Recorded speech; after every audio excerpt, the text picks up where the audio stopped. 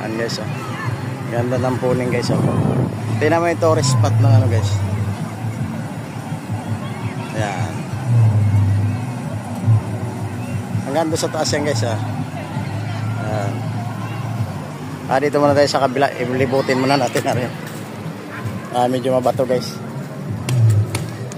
Ayan.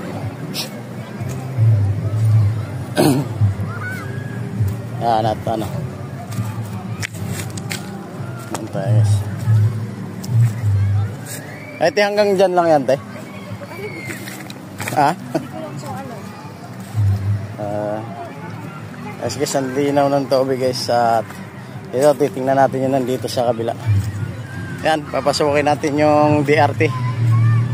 Yan, pero nasa loob na tayo ng DRT guys. Ano to kung tawagin? Puning Pools River, ayan. At yan, may naliligo pa dyan sa dulo guys, oh. At tingnan nyo naman kung gaano kaganda. Yan, ang Puning Rivers. Puning Pools Rivers yan. Yan. Daming tao guys. At yan.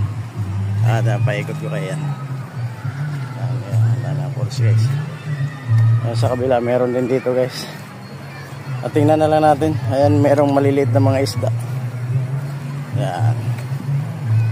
Pero doon guys, wala na kasi gaano naliligo kasi hindi pa na-develop yun nandun guys. Pero meron pang naliligo doon. Ayan. Ayan guys, at pabalik na tayo guys kasi medyo malayo na yun nandito. Ando lang yung cottage natin guys sa unahan. Pumunta sa may kuweba na sinasabi nila guys. Kasi yan malalaking mga bato. Ayan, malalaking mga bato dahil kaya ingat lang tayo guys. Ayan, tandaan lang. Yes.